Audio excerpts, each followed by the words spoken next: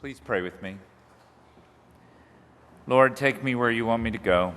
Let me meet who you want me to meet. Tell me what you want me to say, and please keep me out of your way. Amen. Please be seated.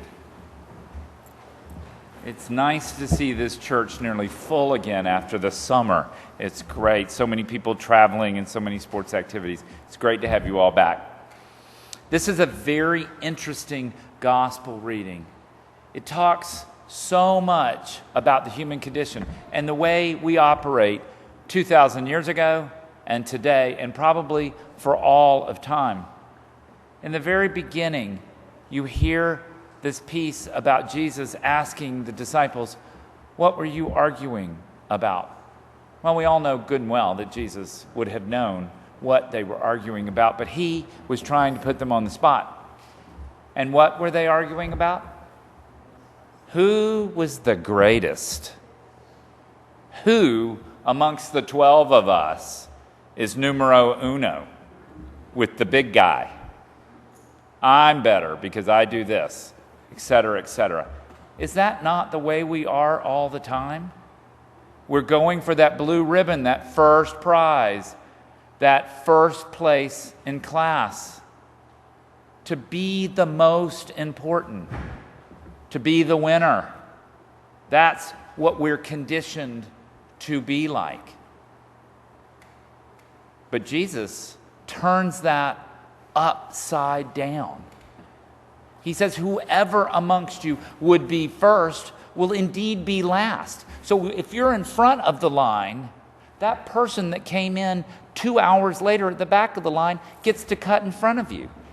Now, I don't know about you, but at ShopRite, that would start a fight. It would, wouldn't it? Seriously.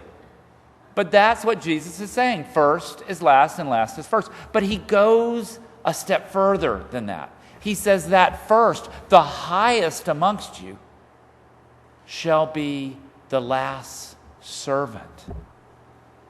You will wait on the least of these, is what he is saying. Now, throughout all time, there have been so many examples of the least of these.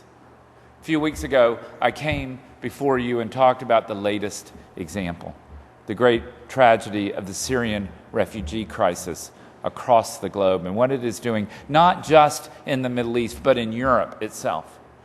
This past week, I was horrified to watch the evening news, to see that at the Hungary Serbian border, they have barbed wire and water cannons and tear gas to keep families, little children, from getting across the line to make their way to a safer place in Europe.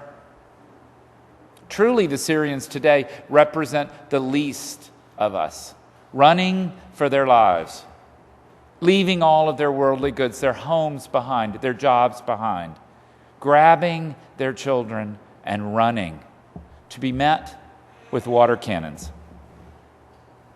So sad.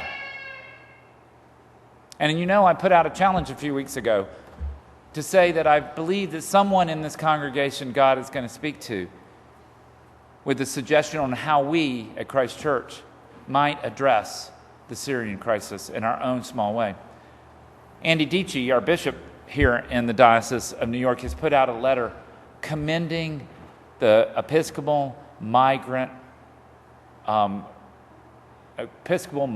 ministry. Thank you. Took me a moment there. And it was started in the 40s by a group of Episcopalians trying to rescue Jews from Europe. As the Nazis pushed their way through, and the Jews ran, leaving their homes and their livelihoods behind them, pushed up against the water, Episcopalians paid for boats to meet them and bring them to the United States. And that's when the Episcopal migrant ministry started. And he is suggesting that there's a way forward with that. He also talked about his own congregation in Poughkeepsie with a deficit budget, taking in a family from Croatia during that civil war. A Muslim family, the only Muslim family that continues to worship at that church to this day, brought to Poughkeepsie, of all places, right? And set up a family of 4, and how they did it. So I challenge all of you, talk amongst yourselves. Somebody is being called to lead that charge. I know it. But then there's this second part of this gospel. This little part about a child. And Jesus picking him or her up and bringing them amongst this group of 12 adult men. And then sitting down and putting the child in his lap. We have a stained glass window back in the corner depicting this very scene. And quite often you see Jesus with little children around him or lambs around him. But this was very countercultural for the moment. You see, children were not valued like they are in the 20th or 21st century. It was late in our development that children came to be the precious things that we think of them now. They weren't even second-class citizens, if you will, in Jesus' day.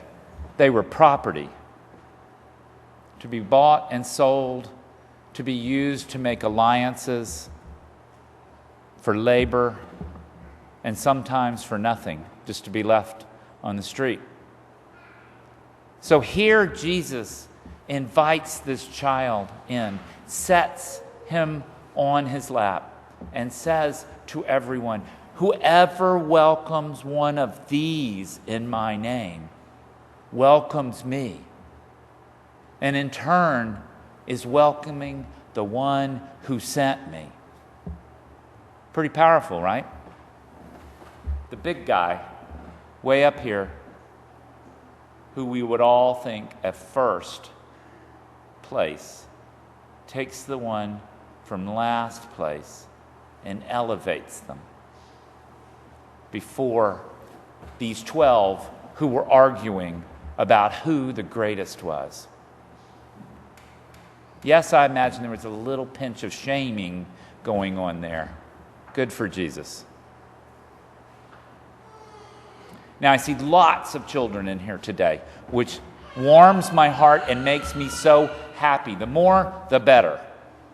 Because this morning, our Sunday school class kicks off for the young ones and for our middle school group.